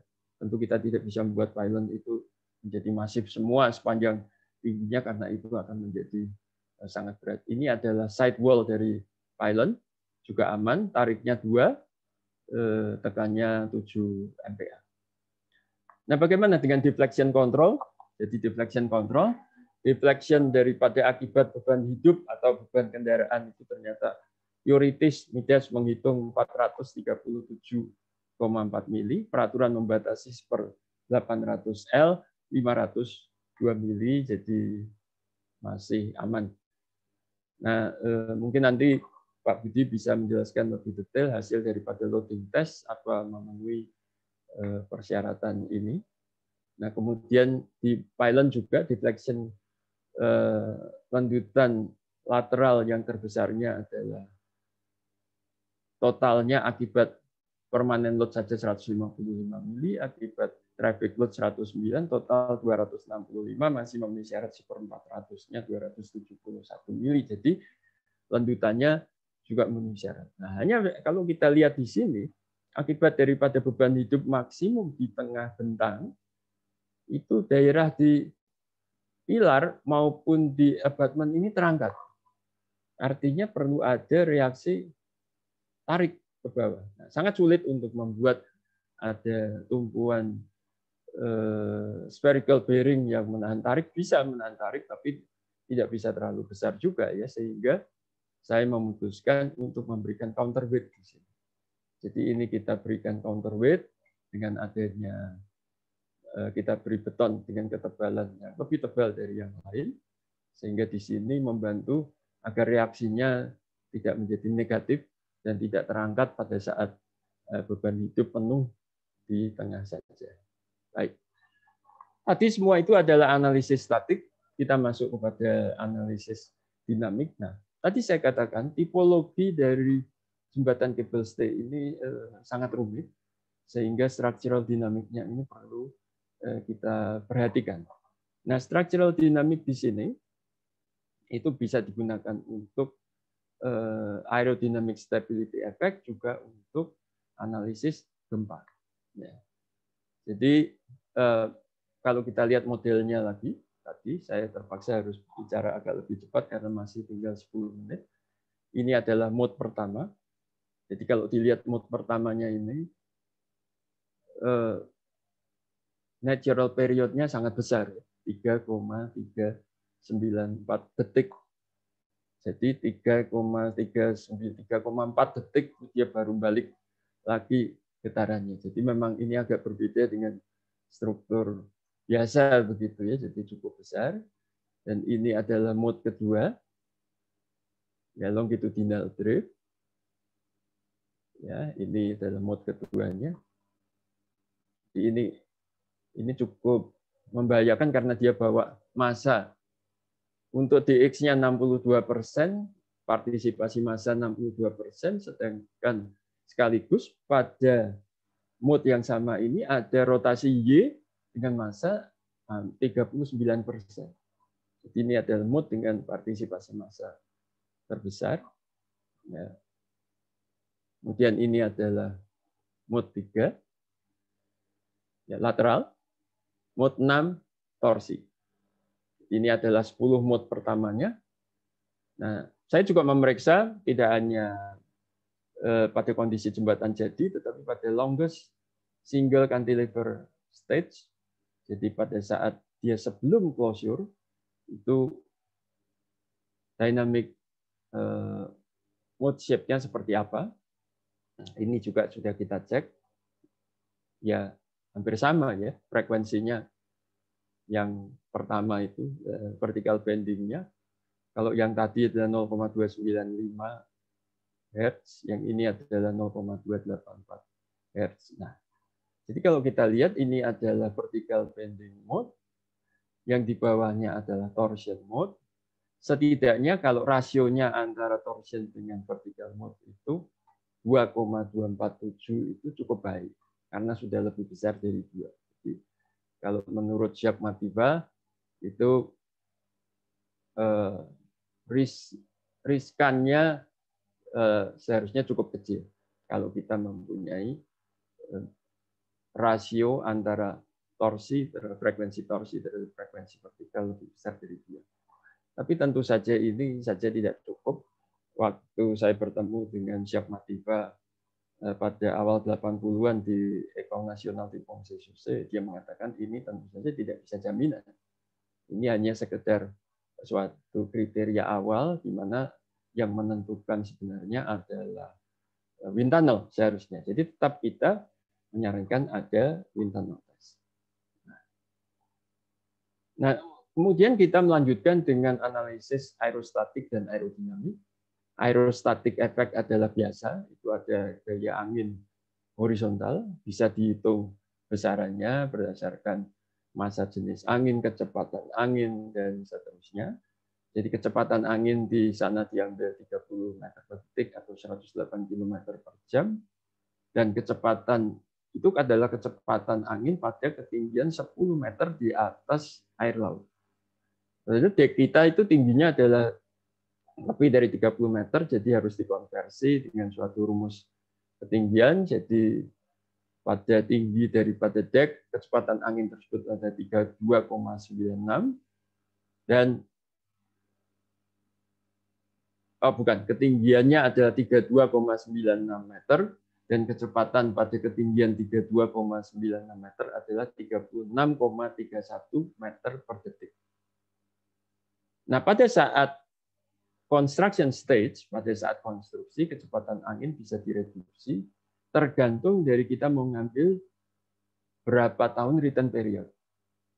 Waktu itu kita mengambil 10 tahun return period dengan asumsi pelaksanaan konstruksinya paling lama 10 tahun begitu, didapat reduksinya 0,84, jadi kecepatan angin yang digunakan untuk analisis construction stage adalah 30,5 meter per detik. Nah, ini semua dijadikan gaya dan dimasukkan dalam static analysis. Jadi ini aerostatic. Nah, gaya-gaya ini semua pada pylon, pada deck, dan ini menimbulkan stres pada deck, pada pylon akibat angin seperti ini. Nah, aerodynamic effect agak berbeda. Jadi aerodynamic effect ini dapat menimbulkan, satu adalah vortex induced oscillation, dan yang kedua adalah flutter. Nah, kalau terjadi flutter tentu ya divergent amplitude itu artinya amplitudenya bisa menjadi sangat besar.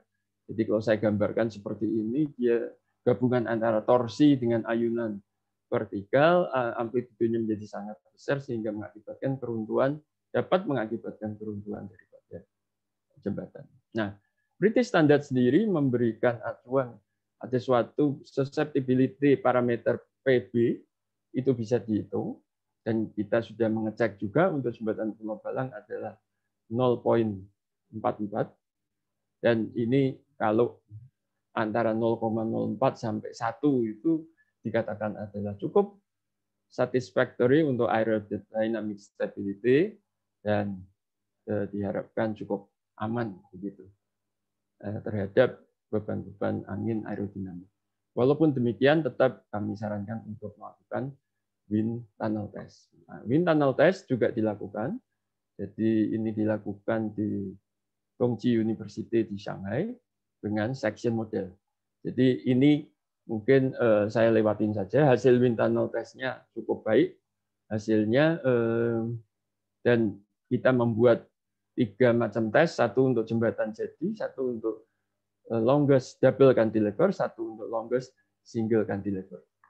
Saya akan memberikan webinar khusus mengenai aerostatik dan aerodinamik ini pada awal Mei di dalam webinar di UI. Jadi mungkin ini saya skip saja karena waktunya tidak mencukupi. Ya, jadi ini adalah wind tunnel untuk menghitung koefisien-koefisien aerodinamik, ya, koefisien-koefisien untuk ada koefisien seret, ada koefisien lifting, ada koefisien dari puntir, ya, dan seterusnya, ya, dan ini bisa dihitung besaran dari anginnya.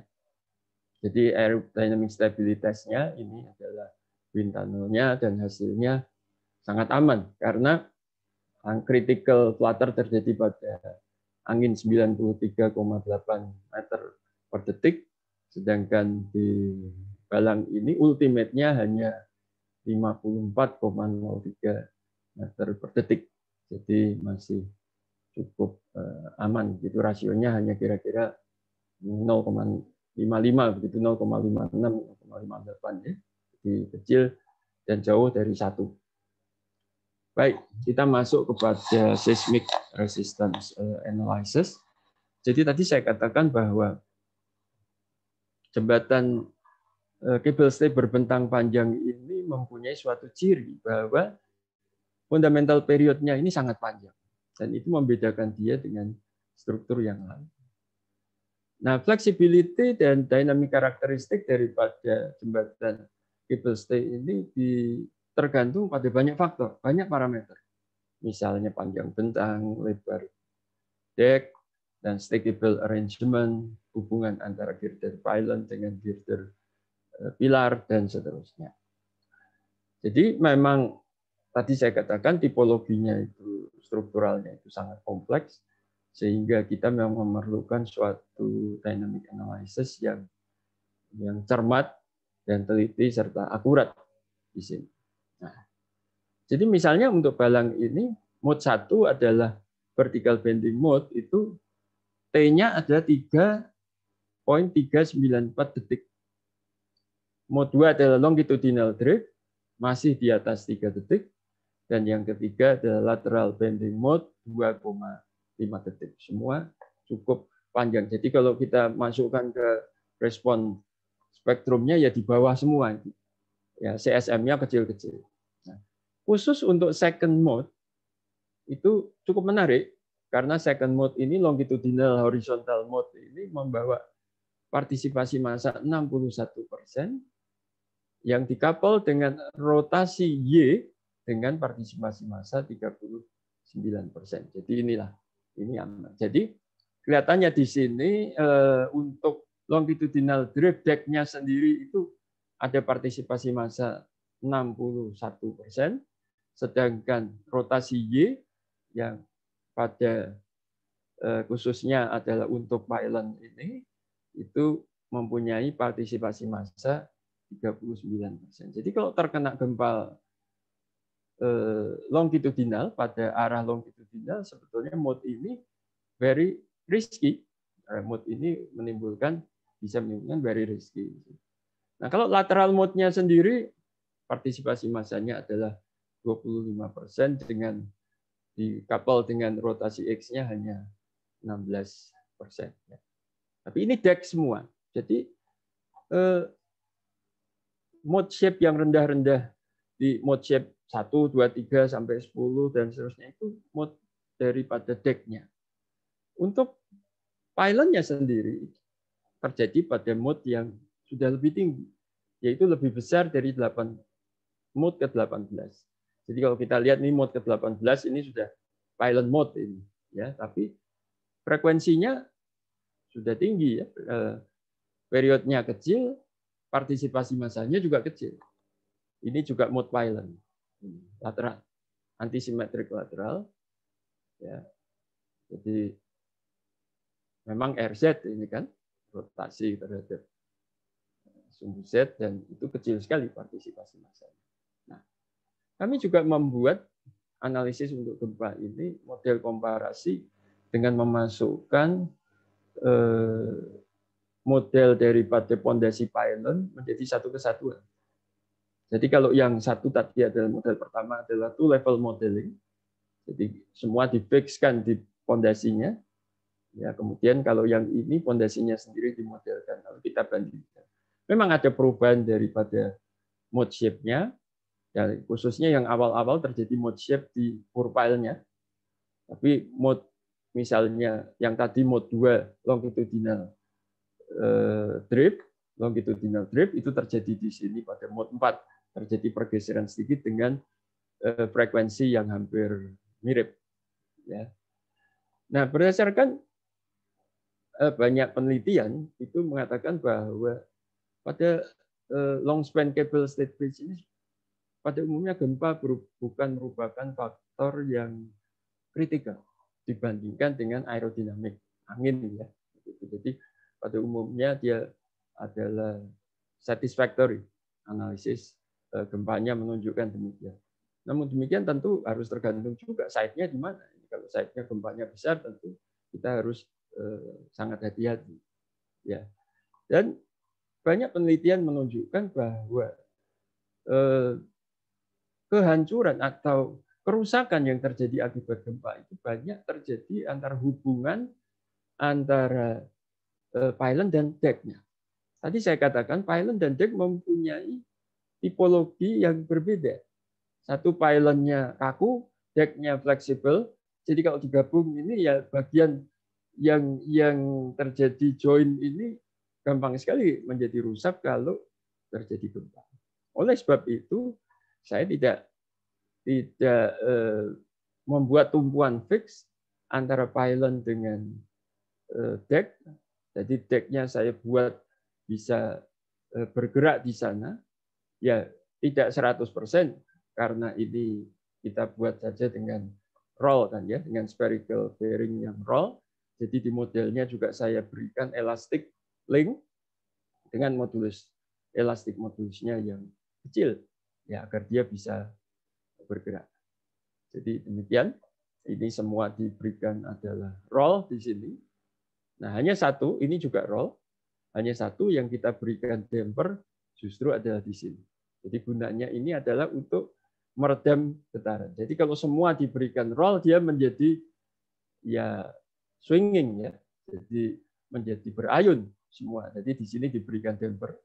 Damper ini adalah modelnya, diberikan viscous damper link, general link yang dibuat menjadi viscous damper link. Jadi ini menjadi untuk kontrol vibrasi ya.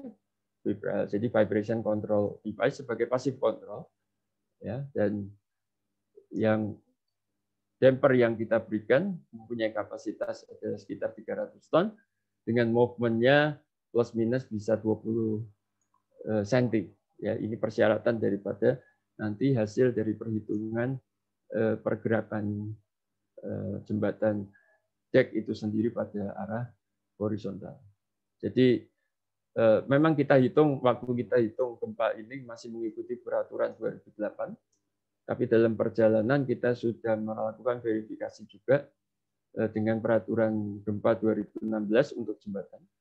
Dan yang tadinya kita mengasumsikan adalah 10% probability of accidents untuk 100 tahun, ya dirubah peraturan baru kan 7% ya probability of accidents dalam 75 tahun, itu sama-sama menggunakan adalah peta gempa yang 1000 tahun return period. Nah,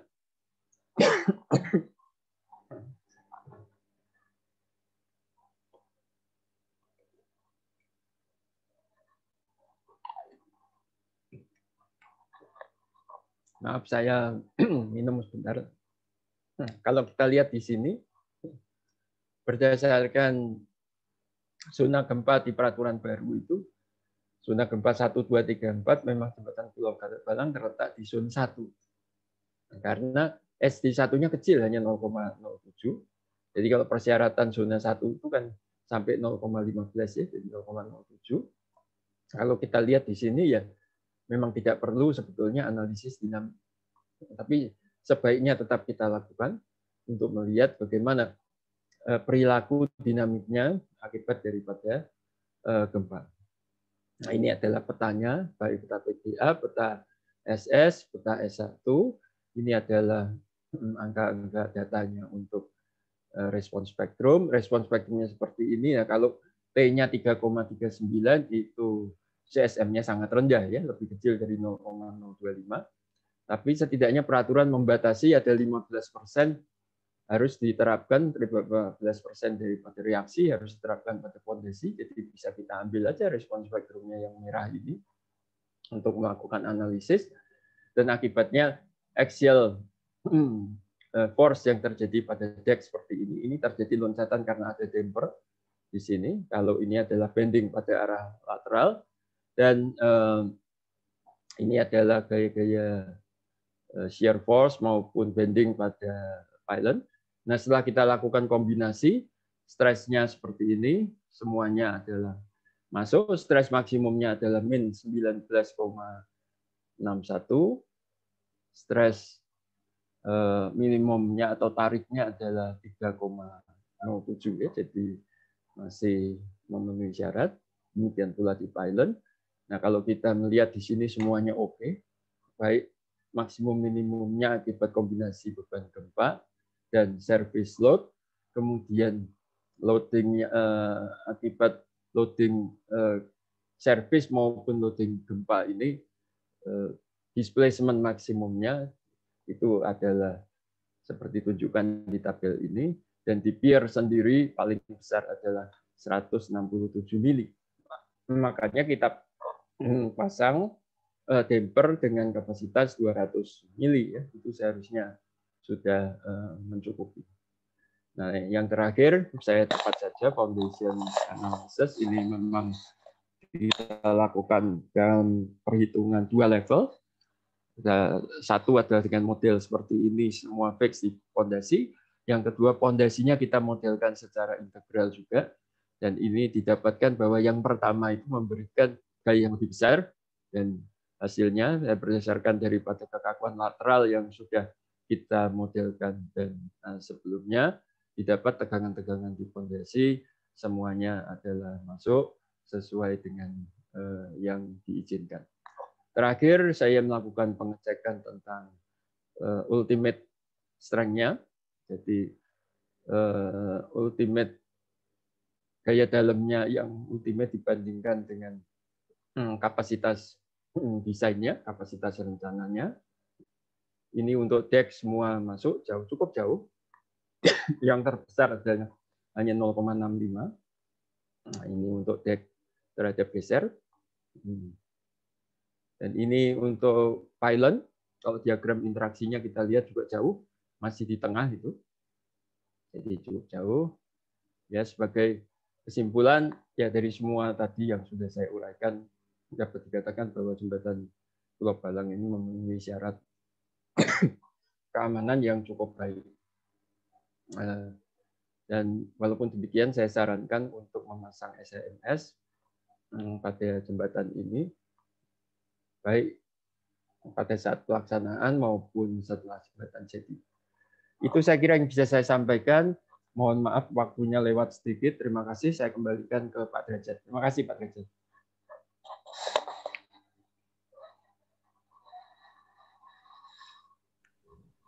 Terima kasih Pak Supartono.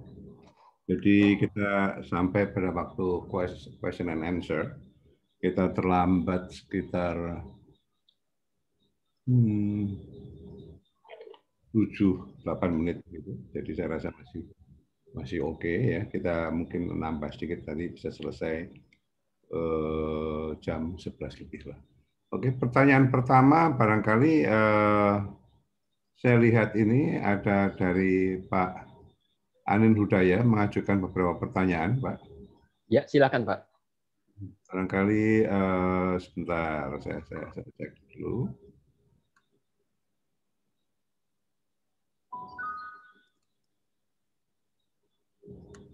Pertama ini adalah apakah ada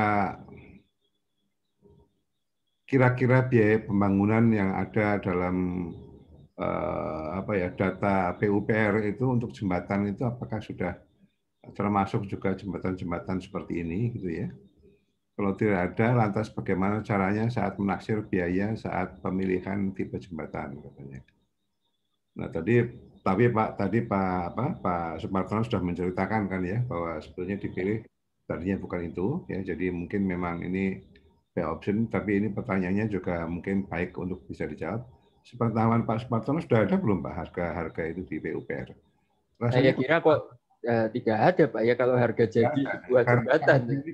Setiap kali kita merencanakan jembatan harus kita rundingkan dulu, ya, kita estimasikan, lalu kita buat suatu harga usulan yang disetujui oleh pihak balai jembatan maupun pihak direktorat jembatan untuk diajukan ke atas ya Pak ya. Ya betul, karena memang panjang jembatan yang panjang ini merupakan unik kondisinya ya Pak ya. Iya betul, tidak sama ya Pak. Ya, oke, betul. Ya, itu pun setelah nanti selesai direncanakan detailnya belum tentu cocok juga harganya karena sudah ada inflasi, sudah ada macam-macam yang tadinya diperkirakan tidak sesuai, itu mungkin saja ya Pak.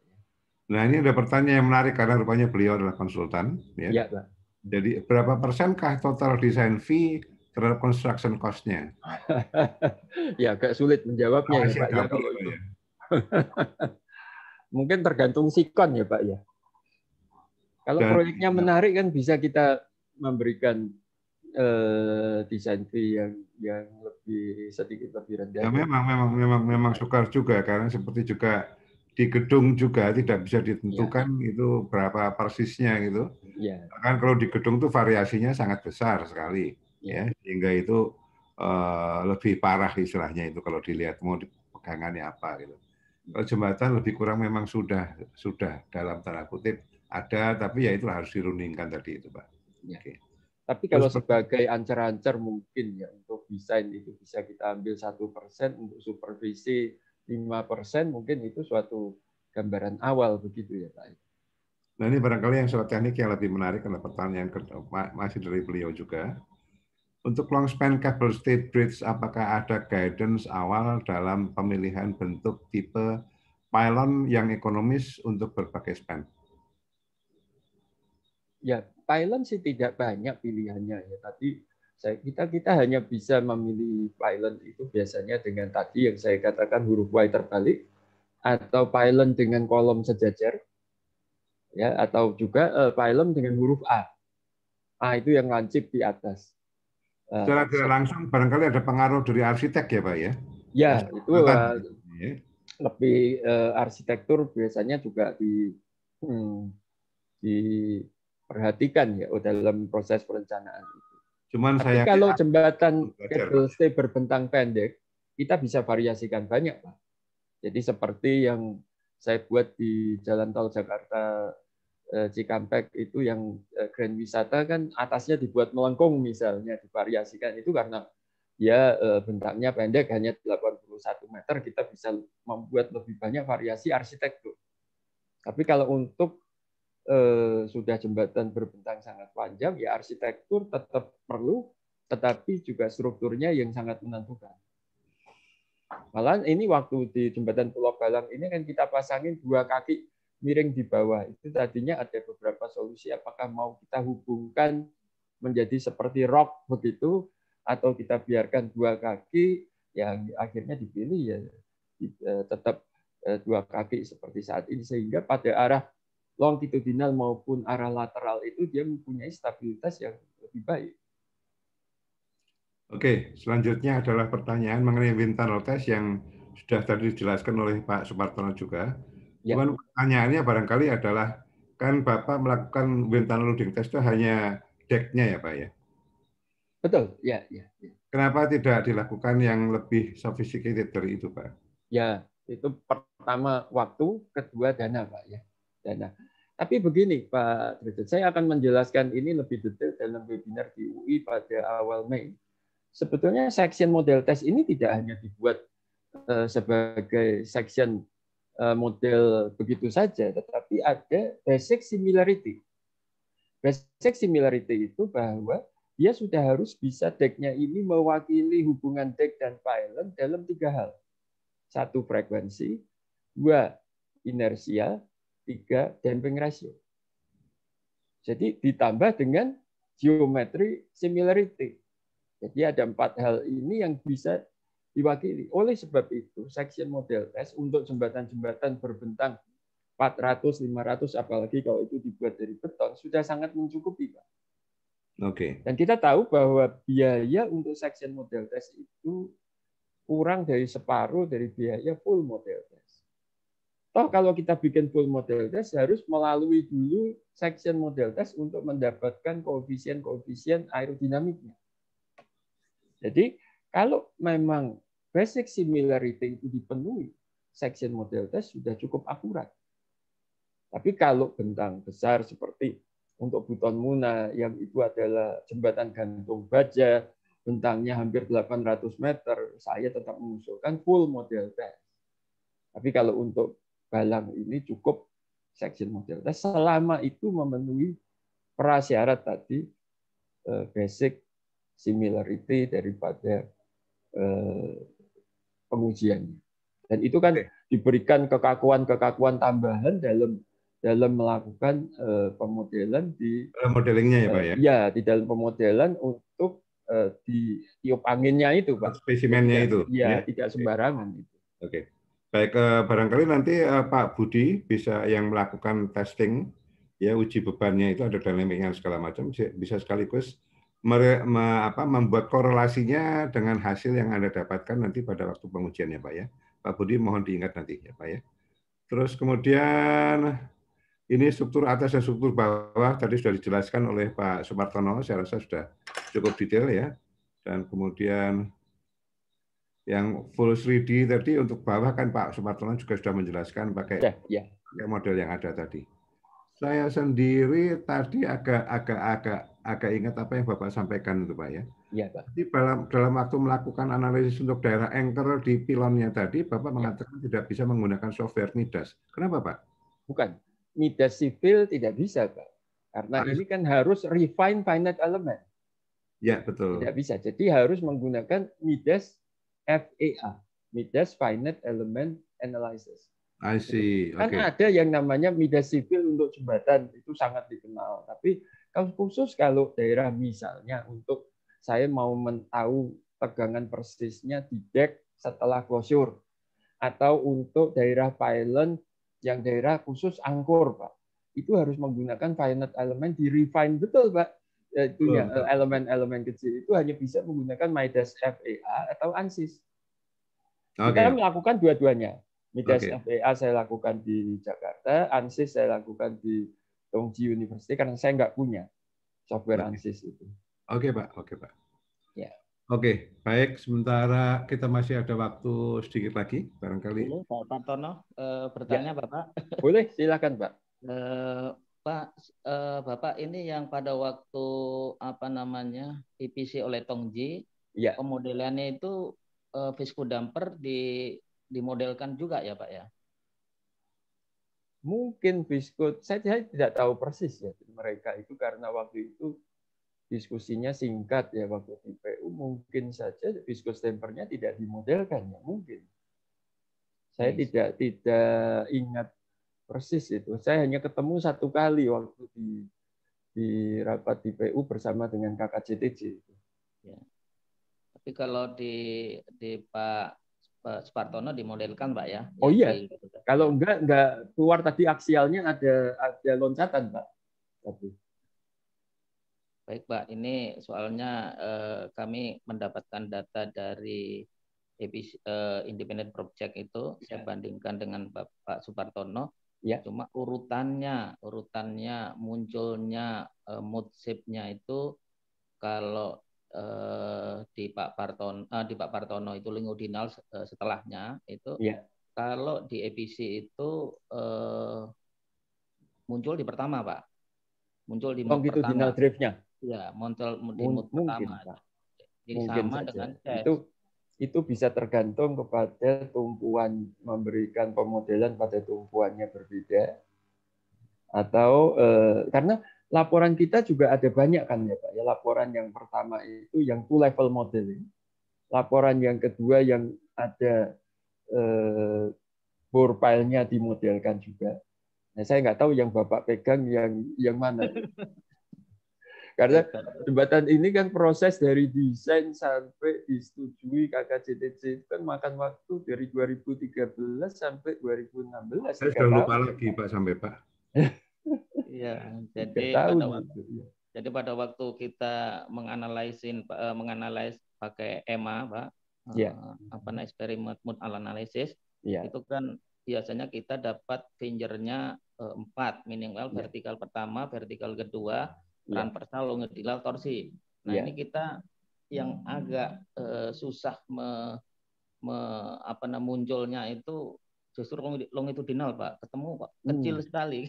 Masa? Kalau Bapak lihat tadi dari mode yang saya tunjukkan longitudinal justru masa partisipasinya 60% besar, tadi Pak, Pak, ya? 60%. Iya, paling besar dan gerakannya kelihatan sekali itu bahwa itu risky dan high risk di sana.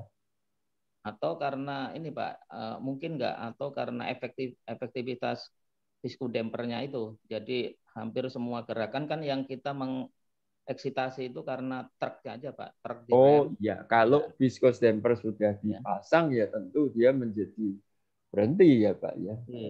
Ya sedikit sekali gerakannya. Tentu. Tapi kita kan harus melihat mode dinamiknya sebelum viscous dampernya dipasang Pak. Betulnya. Ya. Kalau Bapak sudah masang viscous dampers akan lebih sulit mendapatkan longitudinal drift. Iya. Ya karena ada dampnya. Iya. Sudah mulai terjawab Pak Derajat nih. Longitudinalnya nggak. Ya itu kan waktu kita melakukan tes kan kita diskusinya kan kita di situ kan Pak ya. Iya. Oke, jadi barangkali ada bagusnya juga barangkali kalau sebagai akhir kesimpulan ini Pak Supartono dan Pak Budi bisa join notes gitu ya, bisa disampaikan ke kita semua gitu Pak. Ya. Oke, saya rasa waktunya sudah habis untuk tanya jawab untuk Bapak ya Pak. Terima kasih banyak Pak Derajat. Pak Budi nanti nyambung lagi di Bapak ya Pak Budi ya. Baik Bapak. Karena saya masih ingat kasus-kasus waktu kita diskusi di KKJTC itu Pak. Baik Bapak. Oke, baik. Terima kasih Pak Supartono. Aplaus. Terima kasih juga Pak. Yang sudah share apa yang beliau kerjakan. Dan sekarang saya rasa waktunya kita